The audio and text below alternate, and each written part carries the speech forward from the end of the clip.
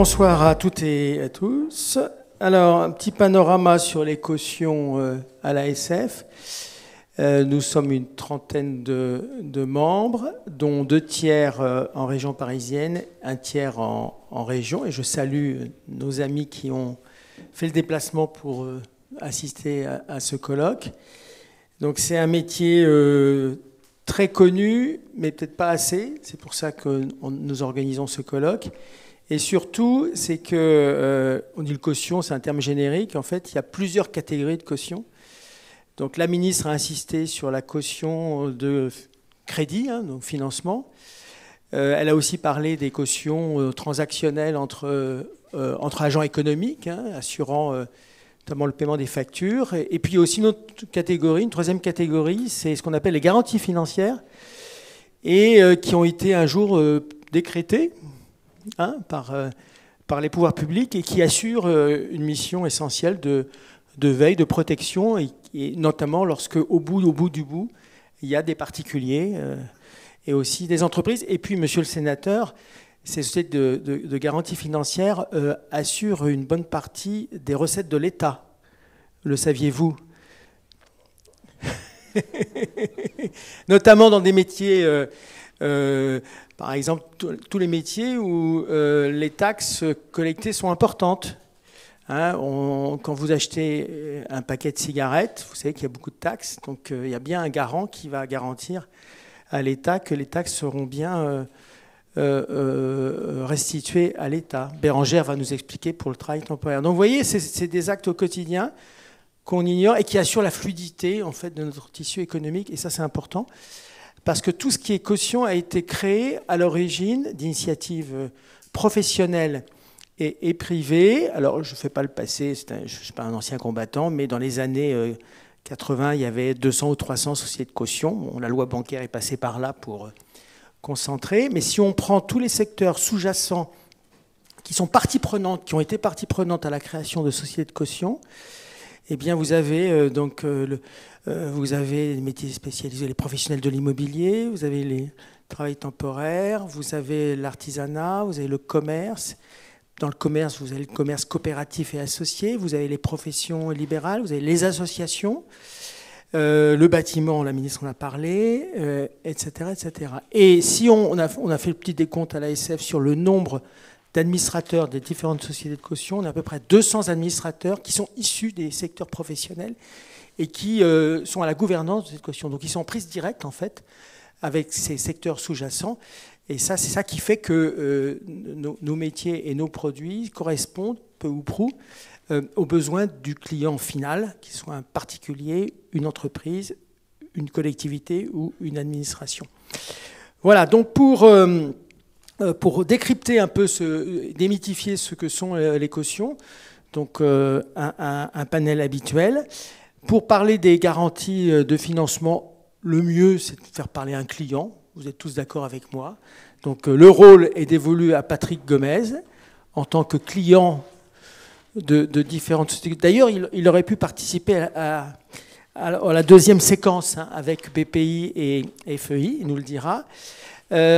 Ensuite, témoin, donc Bérangère va nous dresser le portrait des garanties financières. Et puis bien sûr, voilà un témoin omniprésent de la représentation parlementaire, le sénateur Canévet.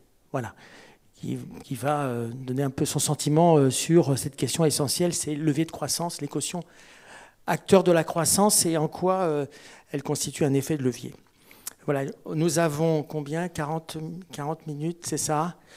Voilà, on verra après en fonction s'il y a une petite place pour les questions de la salle. Voilà, c'est comme on m'a demandé de garder un temps pour tout cela. Voilà, donc à quoi servent les cautions, quels besoins, qui les utilise, qui les fournit, blablabla. Donc je passe la parole à Patrick Gomez. Vas-y Patrick. Bonsoir à tous. Donc moi c'est le témoignage, j'allais dire de l'usager, mais du client effectivement, puisque je dois payer pour ça. Je vais me présenter rapidement pour vous donner une idée de mon parcours. Donc moi je suis ingénieur de formation. J'ai, après une vie plutôt commerciale dans un grand groupe américain, j'ai eu envie de revenir à quelque chose qui ait plus de sens pour moi. Et je me suis souvenu qu'à l'âge de 8 ans, j'avais visité pendant la nuit, c'est ça la rareté de l'expérience, donc entre minuit et 2 heures du matin, un Fournil en Savoie. Et comme j'étais la petite mouche qui venait sur tous les ateliers poser des questions, goûter, toucher, on a pris le temps de m'expliquer tout ça. Et c'était resté dans un coin de ma tête l'envie, pour être tout à fait exact, de reprendre cette boulangerie qui était une petite boulangerie industrielle. Et je l'ai répété à loisir à mes parents. Donc j'ai fait quelques études, je suis devenu ingénieur, et puis à un moment où il nous arrive tous de se poser des questions sur qu'est-ce qu'on fait là, pourquoi est-ce que ça a du sens, j'ai décidé de programmer un grand changement de vie. Donc je suis reparti faire des études, j'ai fait un executive MBA à HEC Paris. Mon mémoire de fin d'études était la reprise d'une boulangerie industrielle, évidemment celle qui est en Savoie. J'ai proposé aux 2 associés, et avec leur accord, j'avais fait toute l'étude, et il y en a un qui était d'accord et l'autre non. J'ai passé en parallèle mon CAP de boulanger, et habitant Paris, j'ai recherché un Fournil à reprendre. En 2011, un Fournil, c'est là où on produit du pain, et en général on le livre. Donc pas de porte, pas de magasin dans la rue. C'est vraiment un centre de production et de livraison. En 2011, j'achète un premier Fournil. Donc je vais donner quelques chiffres pour vous donner des repères. J'achète ce Fournil 550 000 euros, mais je n'ai que, c'était déjà pas mal, 130 000 euros à apporter. Donc première intervention, donc une banque de la place me prête de l'argent, mais me dit qu'il faut faire appel à un organisme de cautionnement ou de garantie. Et donc là, on met en place sur 2 prêts dans la même banque, un cautionnement, je dis cautionnement, c'est le bon terme? Garantie, c'est mieux? Bon. Avec CIAG, FEI et BPI France. Et donc, je comprends très vite que cela me permet, sans avoir moi-même les garanties suffisantes, de pouvoir faire l'acquisition de ma première entreprise. Et ça a permis aussi, par rapport au banquier qui était en face de moi, qui avait bien relevé que je n'étais ni entrepreneur ni boulanger, de sécuriser cet investissement. Donc ça, c'était en 2011. Je prévois de la croissance. Mon objectif, 6 ans après, c'est de construire mon Fournil. Donc en 2014, 3 ans après, j'achète un deuxième Fournil pour un montant de 700 000 euros, pour lequel j'emprunte 650 000 euros sur BPI France et un autre établissement bancaire. Et la garantie étant à 60% portée par BPI France sur les 2 prêts. Deuxième fois dans mon parcours, parce que c'est pas en 3 ans que j'avais pu dégager suffisamment de quoi garantir moi-même le prêt. Donc j'ai un organisme qui me permet de faire une opération dans laquelle j'apporte très peu d'argent, finalement, les 50 000 euros, pour 650 000 euros financés. 3 ans plus tard, j'arrive au terme, pas au terme, mais à la 3e étape de mon développement, qui était déjà prévue à l'origine, que j'avais présenté aux premiers salariés en 2011. Donc en 2017, j'achète un bâtiment. Alors c'est pas tout à fait moi qui l'achète, c'est un établissement bancaire qui l'achète pour moi et qui me propose un crédit bail immobilier. Donc là, lui, il est garanti avec le bâtiment. Et il faut financer pour plus d'1 million d'euros de machines. Et là, c'est BPI France qui agit encore et qui permet de faire l'opération. Donc il faut que je vous parle très très rapidement, et si j'ai encore un petit peu de temps, de ce que nous avons construit, avant de passer au deuxième point. En fait, nous avons construit un centre de production, je vais l'appeler Fournil ou boulangerie, qui permet de fabriquer du pain, plutôt bio, puisque maintenant on a plus de 99% de notre production qui est bio, avec des farines locales, donc des blés cultivés en Île-de-France. Et c'est un pain artisanal, de qualité, je dirais, des 10 ou 15% des meilleures boulangeries en Île-de-France, mais dans de très gros volumes. Et pour faire ça, il y avait 3 point important à la conception de ce fournil que j'ai conçu seul, dessiné, conçu.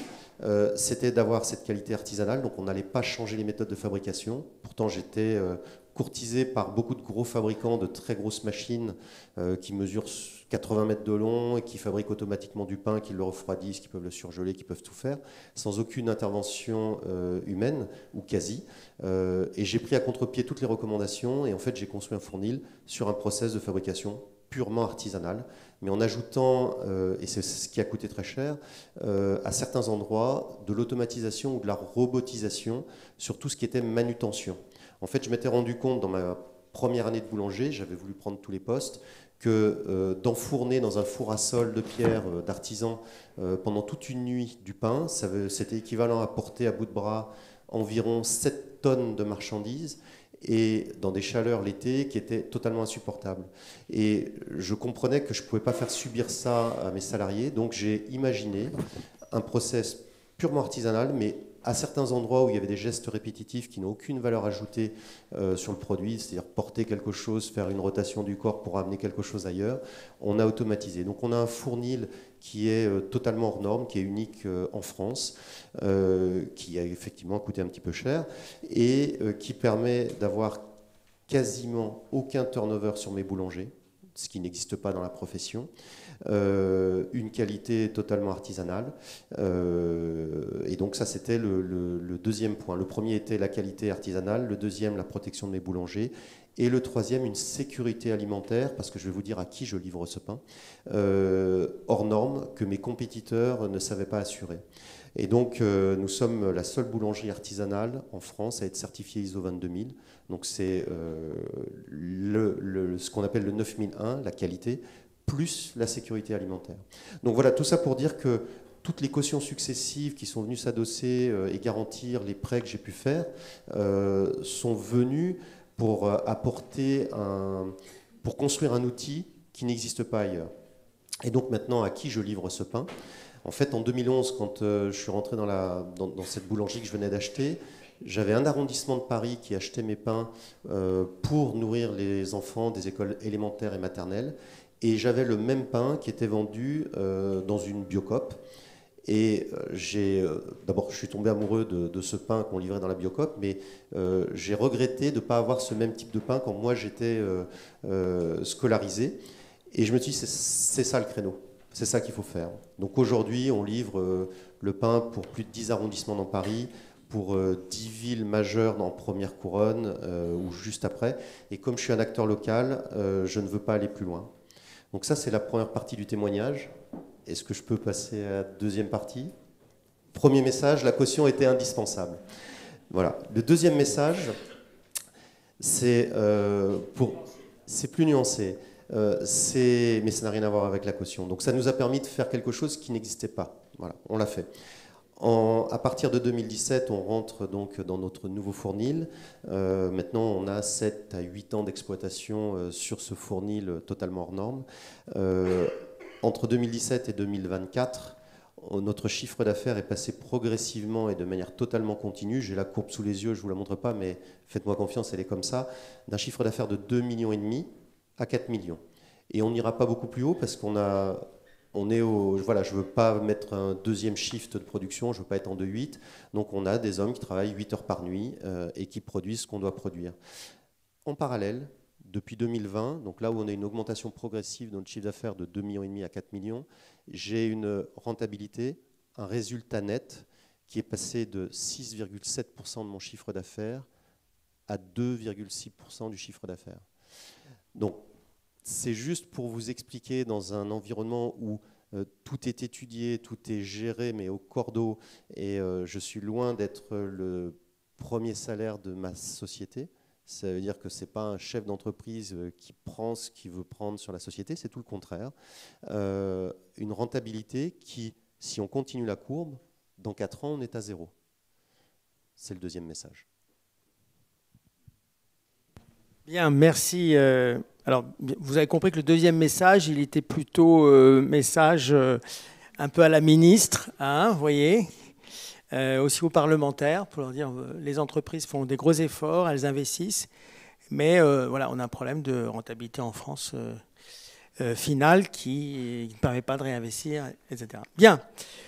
Alors, en tout cas, merci pour le témoignage que la caution, c'est le starter, voilà, et qui permet d'accéder à un outil de travail, et après, et ainsi de suite, de construire un ensemble quand même assez sympathique, puisque 4 millions de chiffre d'affaires dans la boulangerie pour vendre, et vendant aux écoles, c'est remarquable.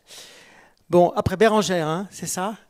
La garantie financière. Alors, qu'est-ce que c'est? Alors, bonjour à tous. Je suis ravie de pouvoir vous parler de la garantie financière légale. Alors, vous connaissez effectivement la caution bancaire, des cautions contractuelles, mais qu'est-ce que la garantie financière légale? C'est en fait des professions qui sont réglementées. Ce qu'il faut savoir, c'est souvent, c'est parti de chefs d'entreprise dans un certain secteur qui avaient des difficultés et qui se disaient qu'il y avait un souci et qu'il fallait quelqu'un qui puisse chapeauter la profession, un garant financier, pour être là en cas de défaillance des structures. Je vais vous prendre mon exemple donc, de la Socamet, qui est une société qui garantit les entreprises de travail temporaire. Alors, qu'est-ce que va garantir la Socamet? Elle va garantir le salaire des salariés intérimaires, les charges sociales, l'URSSAF, caisse de retraite, prévoyance. Il y a de très nombreux secteurs d'activité qui sont aussi réglementés en France. Je vais vous parler des agents immobiliers administrateurs de biens, les courtiers, les agences de voyage, les sociétés de recouvrement. Bref, il faut savoir qu'il y a plus d'une trentaine, je crois, de secteurs qui sont sous garantie financière. Si vous n'avez pas la garantie financière, vous n'avez pas le droit d'exercer. Alors on pourrait se poser la question, pourquoi le législateur a-t-il décidé de mettre en place une garantie financière? Parce que sans garantie financière, ils ne peuvent pas exercer. Donc on pourrait croire que c'est une entrave. Mais je vous dirais qu'il y a 3 objectifs à avoir mis cette garantie financière. La première, c'est de protéger. Je vais le développer ensuite. La deuxième partie, c'est de réguler. Et la troisième, c'est de renforcer le secteur. Pourquoi protéger? D'abord qui? Comme je vous l'ai dit, et je reprends mon exemple pour les sociétés de travail temporaire, ça va protéger les salariés intérimaires.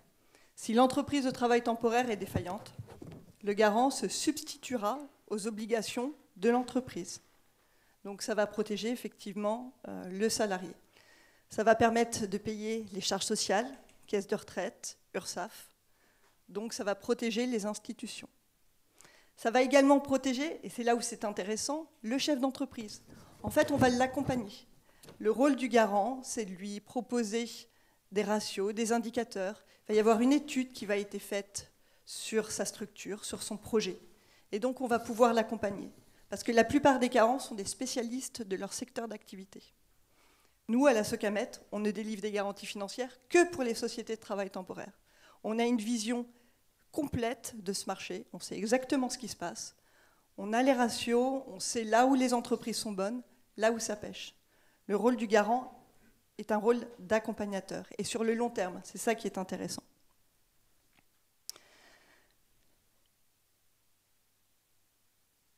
Ce que ça va entraîner, c'est également la confiance de tous les acteurs, que ce soit effectivement que pour les relations commerciales, les relations bancaires. Ça va prouver qu'il y a quelqu'un, une tierce personne indépendante, qui va être là pour garantir en cas de défaillance. Donc c'est un outil de protection, c'est une couverture contre les impayés. Également, la garantie a pour objectif de réguler, parce qu'il va y avoir un filtre qui va être fait par le garant financier.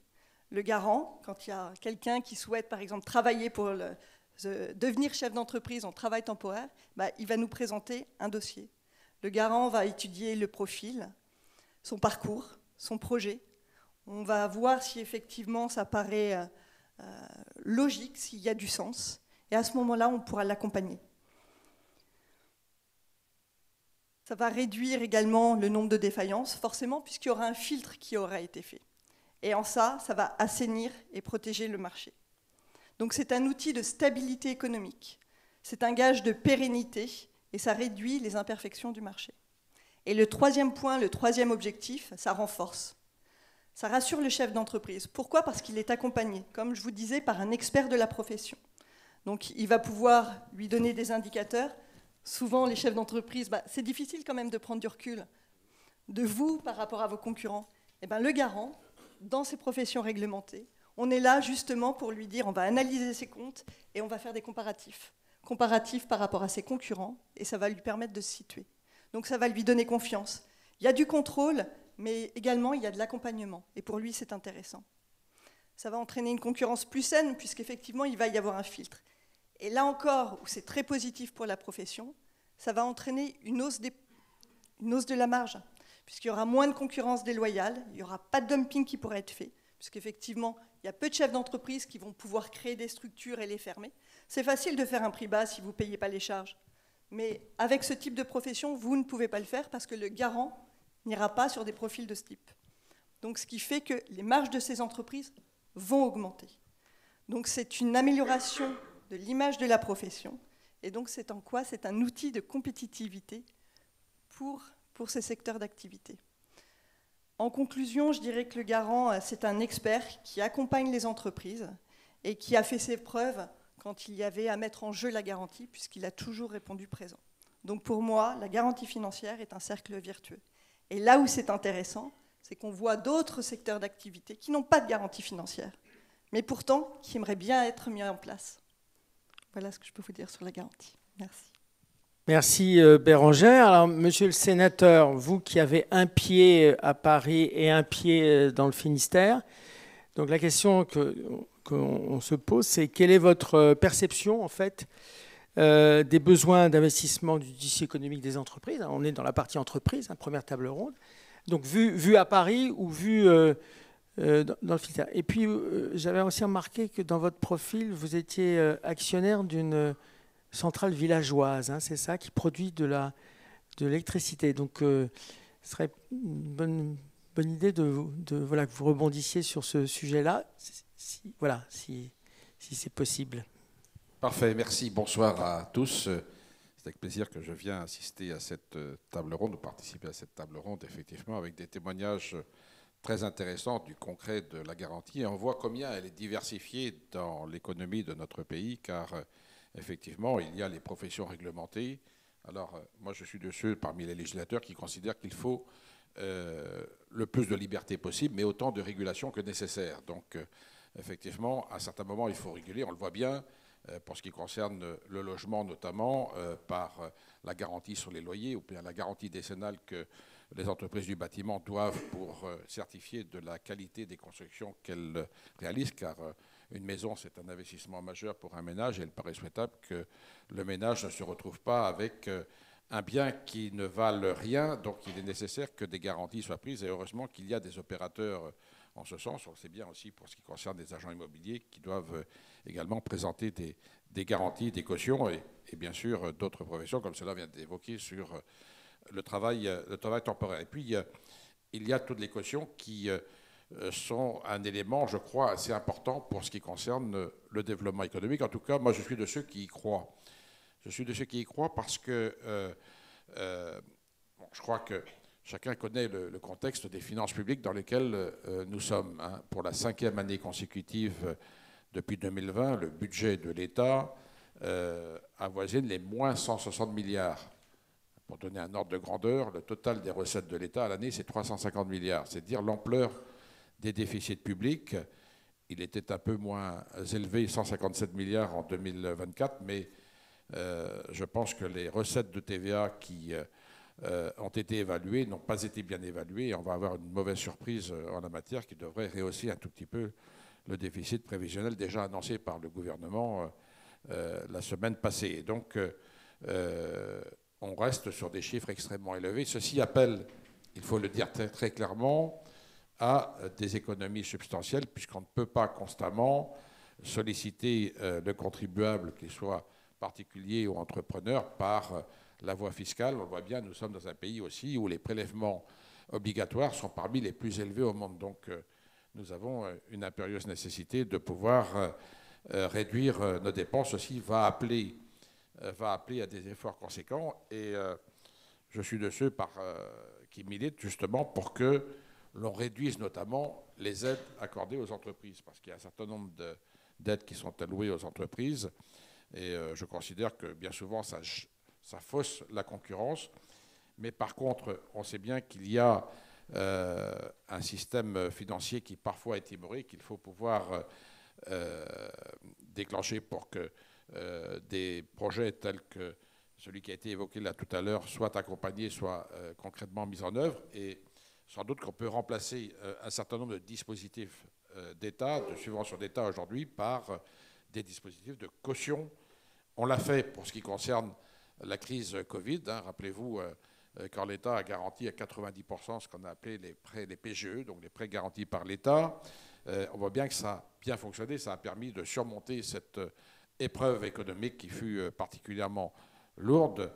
Et sans doute peut-on actionner un autre niveau de garantie par l'État qui évite de faire d'opérer des décaissements par des subventions publiques dont on n'a plus les moyens puisque financées par de la dette et donc reportées sur les générations futures, ce qui est absolument inacceptable. Et donc je crois que dans un grand nombre de dispositifs de l'État, nous pourrions s'engager vers les dispositifs de caution. Puis, sur le terrain, certainement qu'il y a d'autres dispositifs, puisque nous sommes dans une phase également de transition énergétique qui appelle des investissements tout à fait colossaux. On sait que l'énergie est un secteur tout à fait porteur parce qu'il est nécessaire pour le développement économique et il est nécessaire aussi pour la satisfaction des besoins de l'ensemble de nos concitoyens. Et donc là, on a des besoins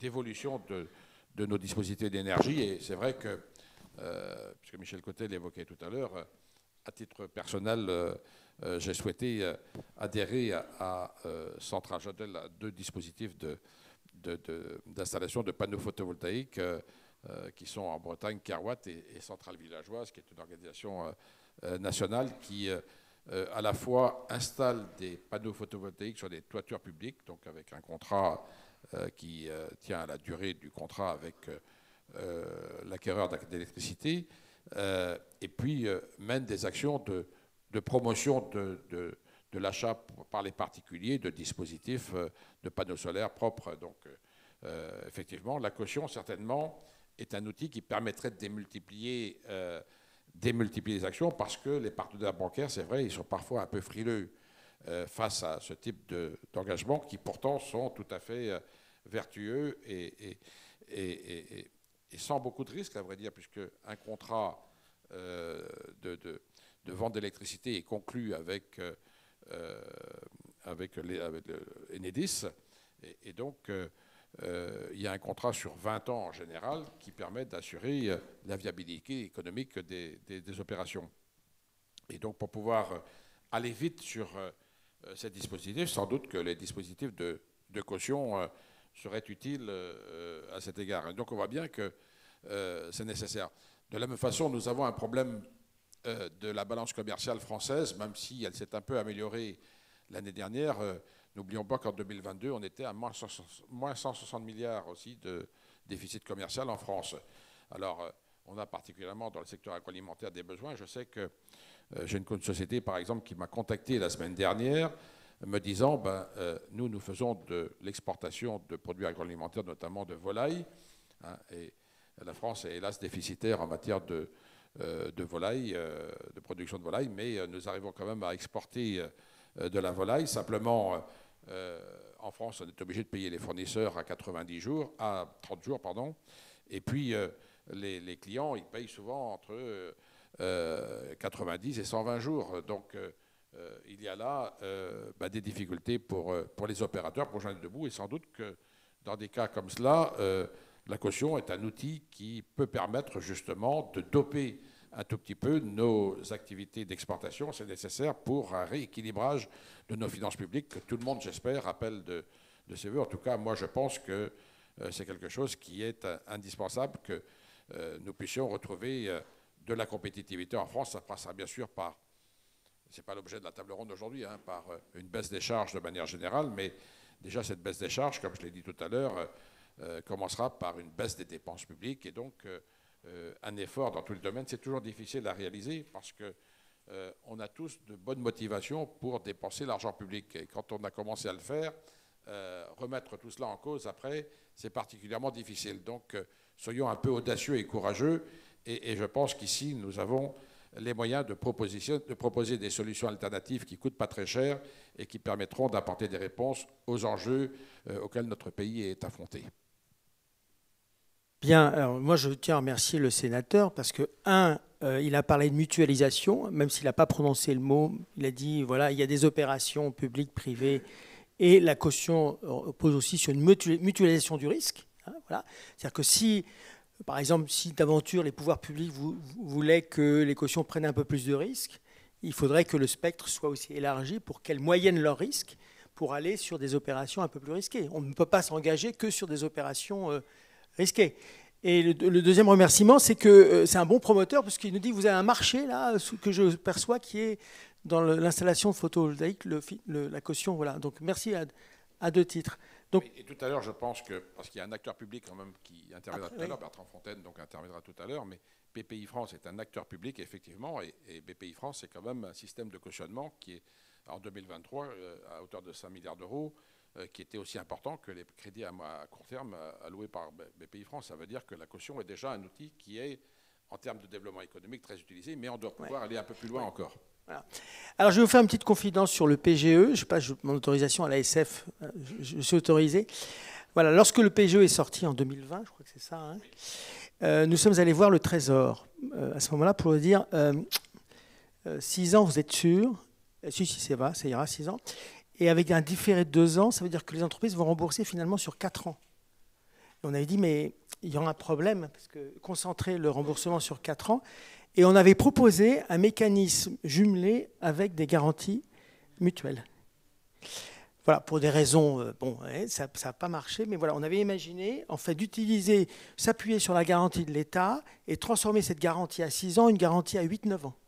Vous voyez, typiquement, c'est le truc qu'on peut faire. Donc, quand il y a ces questions publiques, c'est toujours utile, on verra dans la deuxième table ronde, d'associer en fait les professionnels parce qu'ils ont quand même une connaissance d'abord et puis ces mécanismes mais je ne vous en veux pas, monsieur le sénateur. Hein, non, mais voilà. Non, c'est juste pour illustrer qu'il y a vraiment des partenariats importants et je pense que Bertrand, on en parlera tout à l'heure, d'ailleurs c'est le sujet privé-public pour voir comment en fait, on peut avoir un double effet de levier à la fois sur les finances publiques et puis sur l'action des sociétés de cautionnement, qu'elles soient privées, mutuelles ou autres. Alors, on a ce sujet sur comment libérer la croissance. Alors, Patrick nous a dit que sa croissance était un peu comprise. Donc, alors, un vœu pieux, Patrick, pour libérer cette fameuse croissance. Donc voilà, si tu as un message à passer, même si tu l'as passé tout à l'heure, mais comment on fait finalement comment tu ferais pour retrouver la marge que tu avais dans les années voilà, c'est quoi? Vas-y. Alors la question est piège et monsieur le sénateur l'a évoqué, c'est un débat d'une toute autre importance, c'est-à-dire que et je n'ai pas envie d'aller sur ces sphères-là, mais en France, on est l'un des pays les plus taxés. On a l'un des pays qui apporte certainement une protection sociale la plus élevée.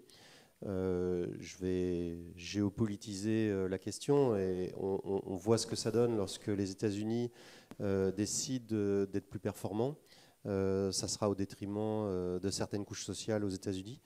Donc c'est une équation que je ne prétends pas pouvoir résoudre ni donner aucun conseil. C'est quelque chose d'extrêmement complexe mais qui va probablement remettre en question un modèle qui a été établi après-guerre en France. C'est classique, réponse classique, merci. Moi, j'adorais que tu dises, bon, la caution, ça pourrait m'aider à... Alors, je suis un peu déçu, hein, c'était l'objet, il y avait des honoraires... Pardon, Je peux faire un complément de réponse? Oui. Si je dois donner quelques exemples, par exemple, entre 2021 et 2024, de coûts qui ont augmenté, dans ce que je donne comme exemple, il n'y a pas la charge d'impôts, de taxes, il n'y a pas tout ça.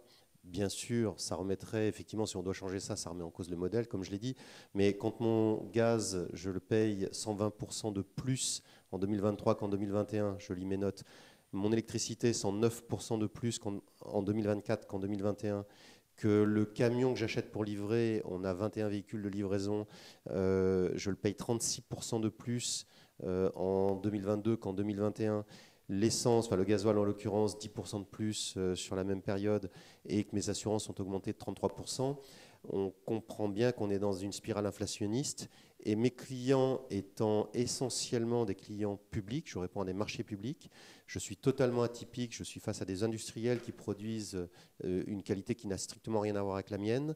Ce sont mes clients qui le disent lorsqu'ils arrivent, qu'ils changent de prestataire. Je suis obligé de m'aligner sur des prix de boulangers industriels qui n'ont pas investi depuis des décennies, qui ne sont pas ISO 22000, qui, et là je parle des industriels, hein, qui ne savent pas faire, même ils le disent, on essaye, on n'y arrive pas, qui ne se fournissent pas forcément avec des blés d'Île-de-France. Donc en fait, moi je choisis une sorte de trajectoire, j'ai le syndrome de l'élève parfait, donc j'essaie de tout faire au mieux sur tous les sujets. Ça a un coût. Et mes clients, eux, peuvent acheter à un certain prix.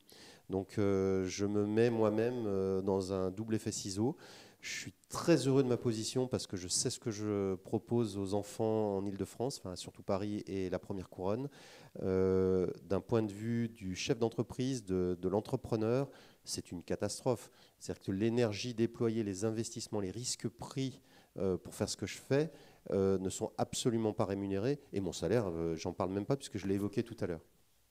Bien, bon, ça repose la question sur les achats publics, notamment. C'est les écoles, hein, ça, tu livres les écoles. Hein, c'est ça, ouais, ouais.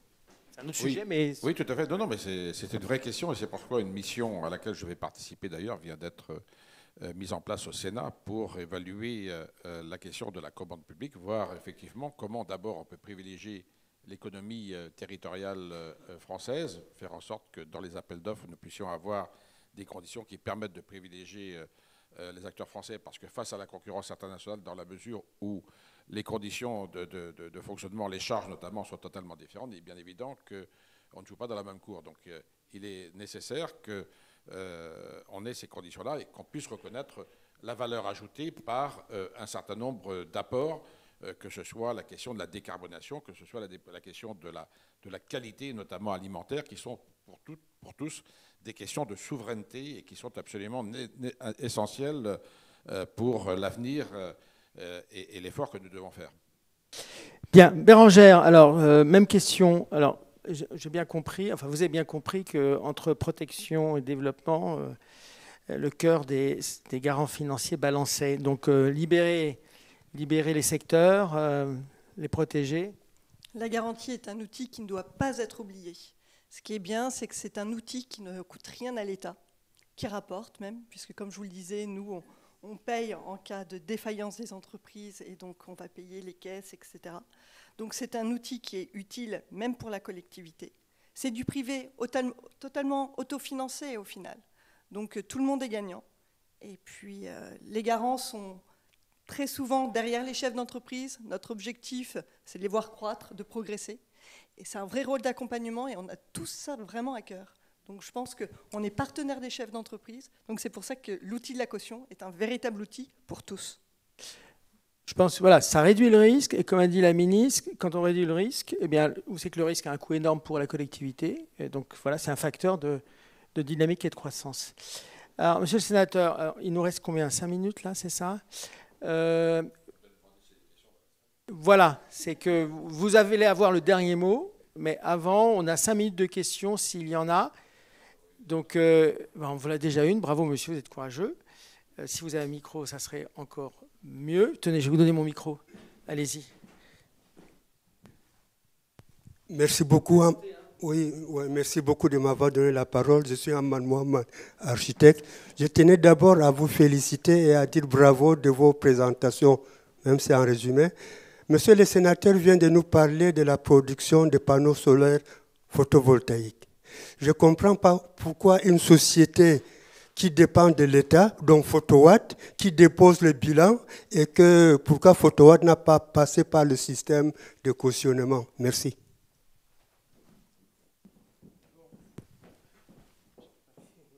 En général, on peut renvoyer la question à la salle. Est-ce qu'il y a quelqu'un qui a la réponse, monsieur? Mais ça serait... Non, mais c'est une question de compétitivité, là aussi, parce que ces sociétés-là font appel à des matières premières qui sont achetées à l'étranger et à une concurrence, notamment chinoise, qui est particulièrement ardue. Et comme nous n'avons pas encore suffisamment de protection aux frontières européennes, eh bien évidemment, les Chinois, qu'est-ce qu'ils font? C'est qu'ils cassent les prix pendant un certain temps, évitant les acteurs locaux, évitant que les acteurs locaux puissent effectivement tenir, et puis ensuite occupent le marché. C'est toujours pareil. Donc il est nécessaire que l'on puisse mettre aux frontières européennes les protections douanières qui s'imposent pour établir l'équilibre entre les charges qu'on supporte ici en Europe et les charges qu'ont nos concurrents étrangers. Alors, je rappelle que la caution, notamment la caution pour tout ce qui est financement, c'est financement de la dette. C'est-à-dire qu'il y a des modèles économiques d'entreprise qui nécessitent des fonds propres. Nous intervenons que sur la dette, et principalement la dette bancaire. Voilà, et plutôt la dette qui s'amortit.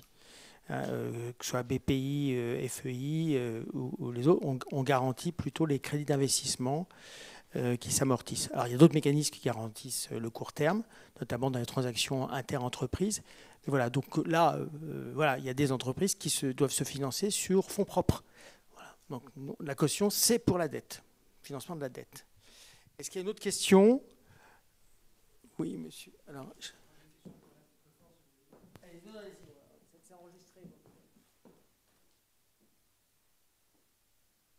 Merci beaucoup, Philippe Bernat, je fais partie du GIFAS.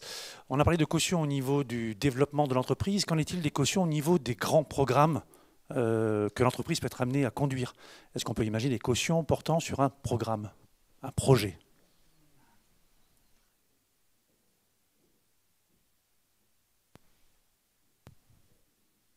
Question piège, j'ai l'impression, Michel. il y a toujours un sous-jacent à la caution, d'accord? Donc un crédit, une facture, etc. Donc quand vous dites garantir un projet c'est une somme d'opérations. Donc dans un projet, il y a des opérations, il y a une partie qui peut être garantissable. Je prends par exemple un autre projet. On parlait de production, la méthanisation par exemple, vous voyez, typiquement. Méthanisation, c'est des unités qui font entre 5 et 10 millions. Voilà. Il y a des parties qui sont, donc il y a du foncier, du matériel, etc., et du génie civil, etc. Et donc le garant, il ne va pas garantir les 5 millions de financement. Il va garantir une partie du financement, et en général celle que, le sénateur l'a dit, celles sur les banques sont le moins à l'aise, sous réserve d'une bonne mutualisation. Et très souvent, c'est un peu comme le remorqueur abeille, qui remet un paquebot dans le bon chemin. Les banques, c'est des paquebots, et les garants, c'est un peu des petits remorqueurs qui remettent le paquebot. Et très souvent, sur un projet, il ne faut pas tout garantir, il faut garantir une petite partie, une tranche, en fait, qui en général n'est pas garantie, et sur laquelle la banque va dire « Ah, si cette tranche qui n'est pas garantie est garantie par un garant, ça va, je vais financer le reste. » Voilà, réponse à financement de projet en général.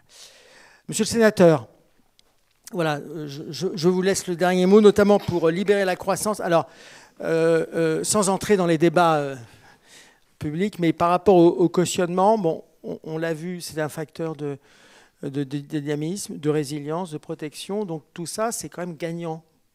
Oui, tout à fait. Je pense que ces dispositifs ne sont encore pas suffisamment connus. Il faut qu'on puisse les diffuser, les faire connaître. J'évoquais tout à l'heure l'addiction que nous portons à la dépense publique et notamment à la subvention publique. Il faut qu'on s'en sépare absolument parce que, comme je l'ai dit tout à l'heure, nous n'en avons plus les moyens et donc il faut que l'on trouve d'autres dispositifs qui permettent non pas de stopper l'économie, mais au contraire de doper l'économie. Et je suis de ceux qui pensent qu'effectivement, la caution est un élément fort et majeur pour permettre cela, tout en assurant des conditions de concurrence économique qui soient tout à fait loyales entre les uns et les autres, parce qu'il n'y a pas de raison que certains puissent avoir des subventions publiques et puis d'autres soient obligés de lutter. Sans cela, ça fausse totalement la concurrence. Donc là, on a à la fois ce besoin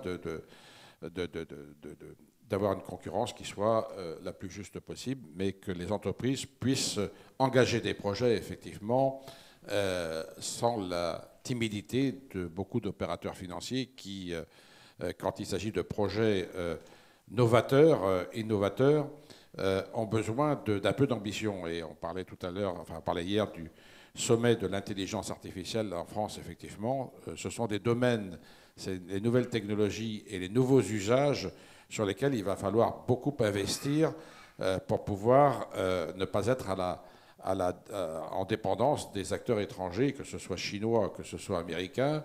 Et là, on voit bien que dans le contexte que j'ai évoqué, la caution peut avoir toute sa place pour permettre de solidifier les projets, de pouvoir concrétiser des projets, de permettre à des acteurs, en même temps que la mobilisation de l'épargne conséquente qui est accumulée dans notre pays et qui ne va pas suffisamment, qui n'est encore pas suffisamment orientée vers le développement économique. On préfère souvent avoir une épargne sur des obligations, et notamment des obligations d'État qui rapportent un certain taux d'intérêt, mais il faut être un peu ambitieux et se dire nous avons besoin d'orienter un peu plus l'épargne vers l'entreprise, vers l'entrepreneuriat, pour accompagner les projets et faire en sorte que notre pays s'en sorte dans la compétition économique internationale. Merci, monsieur le sénateur. Peut-être que Frédéric parlera sur l'épargne, hein, parce qu'on a dans les métiers de l'ASF les prestataires de services et qui avaient une idée sur l'épargne dès le plus jeune âge. Voilà. Écoutez, merci beaucoup pour votre participation.